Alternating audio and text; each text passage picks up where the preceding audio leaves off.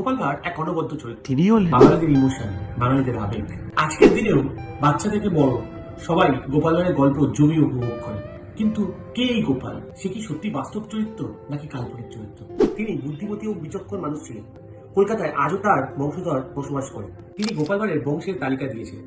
তার বংশের তালিকা হিসেবে জানা যায় যে গোপাল ভাঁড়ের কোনো ছেলে সন্তান ছিল না। তার একমাত্র একটা কন্যা সন্তান ছিল, যার নাম ছিল রাধারানী। গোপালের আসল পদবী ছিল নাই।